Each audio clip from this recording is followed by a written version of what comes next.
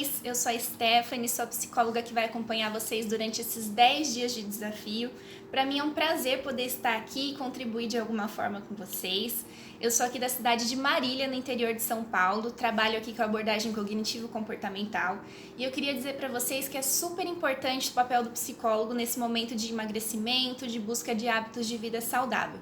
Por quê, gente? Justamente porque muitos dos comportamentos que nos levam ao ganho de peso, à obesidade, estão relacionados às questões psicológicas, né? A gente pode perceber, por exemplo, que o estresse, a ansiedade, compulsão alimentar são fatores psicológicos que influenciam no ganho de peso, na obesidade. E não só isso, mas muitas vezes os nossos próprios pensamentos acabam tendo um papel crucial nisso, né? Acabam sendo aqueles que nos levam a uma autossabotagem quando o quesito é busca de hábitos de vida saudável. Então, por isso a psicologia é muito importante e o meu papel aqui nesse desafio vai ser justamente esse: trazer algumas orientações, alguns temas que podem ser eficientes para vocês refletirem, trabalharem em cima e às vezes até procurarem depois uma ajuda mais aprofundada.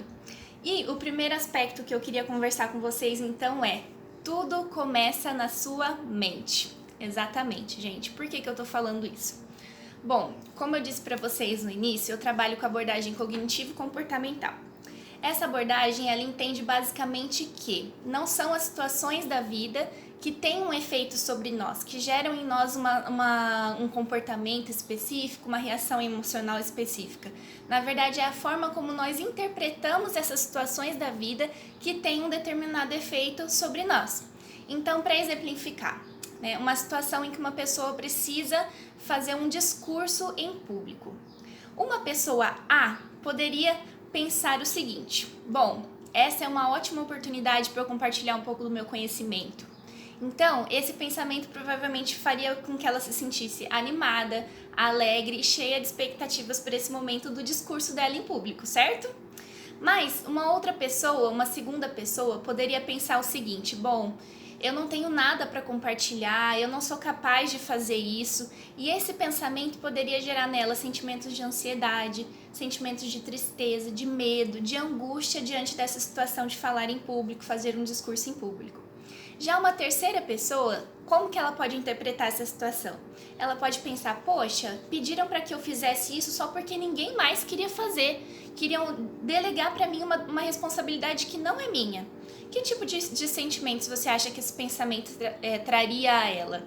Provavelmente ela se sentiria com raiva, provavelmente ela se sentiria sobrecarregada.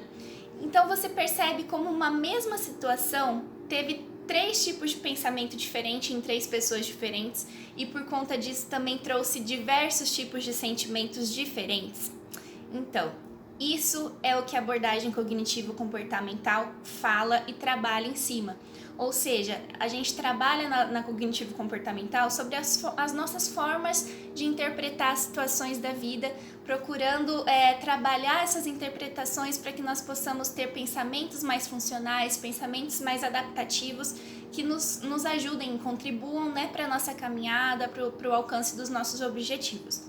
E o que determina que cada pessoa tem uma forma diferente de enxergar as situações, tem pensamentos diferentes com relação às situações?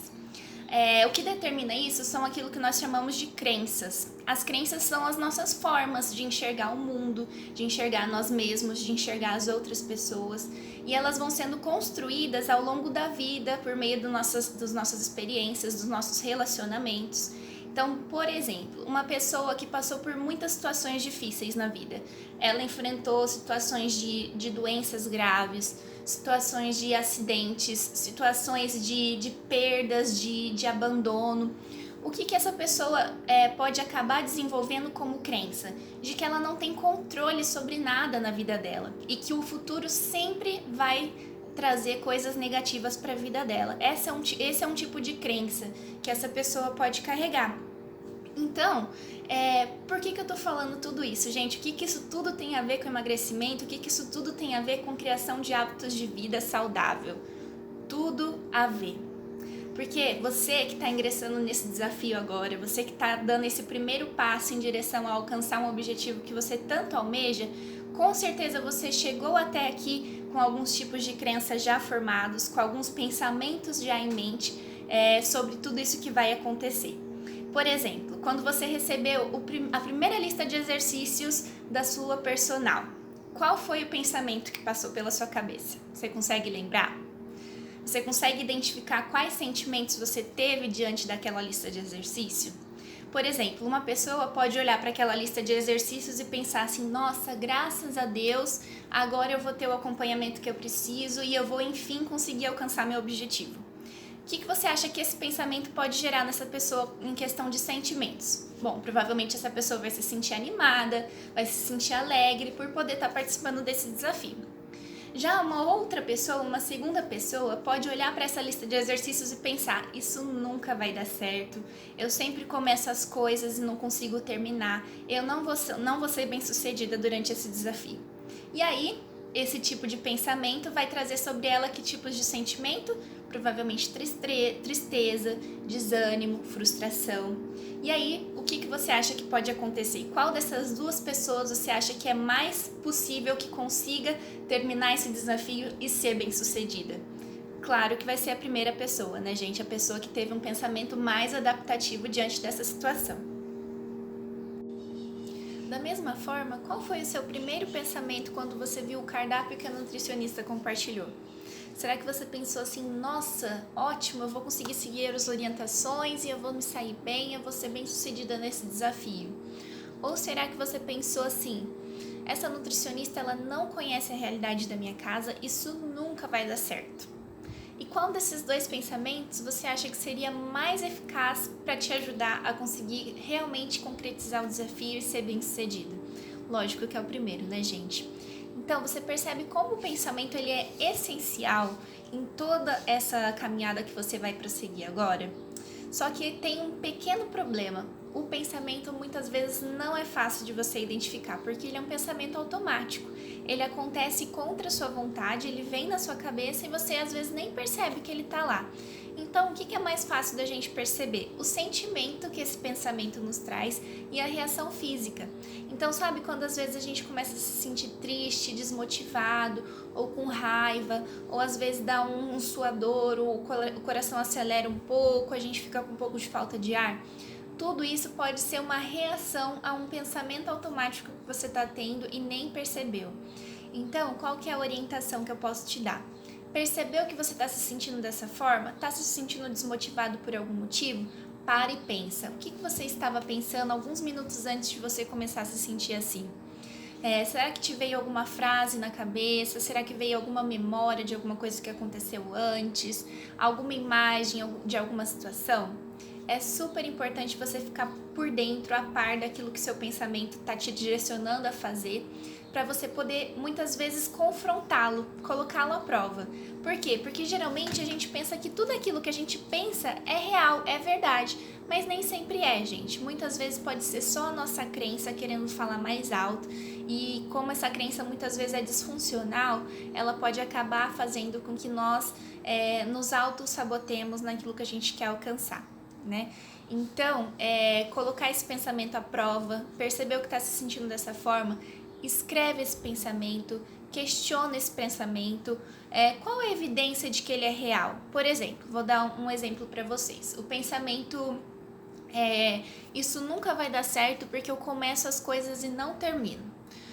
Como que nós poderíamos colocar esse pensamento à prova? Buscando evidências.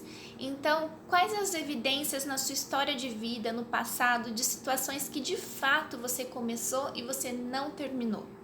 E ao mesmo tempo, quais as evidências que provam que esse pensamento não é verdade e que você de fato consegue começar as coisas e terminar? Então, o que você tem na história da sua vida que te prova que você começou situações, terminou e foi bem sucedido nelas? Né? E perceba que não é uma questão de você pensar positivo, mas é de pensar mais realisticamente, né? Porque pode ser que você, ao fazer esse tipo de reflexão, perceba que de fato você é uma pessoa que tem dificuldade de começar as coisas e terminar. E aí a pergunta vai ser outra, né? Então, diante disso, percebi que eu sou essa pessoa, o que fazer com isso? Será que eu preciso continuar sendo essa pessoa porque eu sempre fui assim até agora? Será que eu não consigo mudar? Em algum momento da minha vida eu consegui mudar algum comportamento meu que não me agradava? Eu conheço pessoas que tinham um comportamento parecido com o meu e conseguiram mudar esse comportamento para alcançar seus objetivos? Sabe, às vezes vai ser importante até isso, você buscar na história de outras pessoas a motivação que você precisa para conseguir trabalhar a sua vida, trabalhar o seu comportamento e alcançar os seus objetivos. Gente, então a dica de hoje é essa. Fiquem atentos aos seus pensamentos, escrevam-os, confronte-os, busque pensamentos alternativos para substituir esses pensamentos alternativos que te ajudem a ser mais funcional, te ajudem a alcançar melhor os seus objetivos, né? E conta pra gente a sua experiência aí no WhatsApp, se você acha que isso contribuiu para sua caminhada de alguma forma. Compartilha com a gente se você conseguiu perceber algum pensamento que você tinha e que você precisa trabalhar em cima dele, compartilha com a gente. Às vezes a sua história, a sua motivação para os outros vai ser muito importante, tá bom? Um abraço e até logo!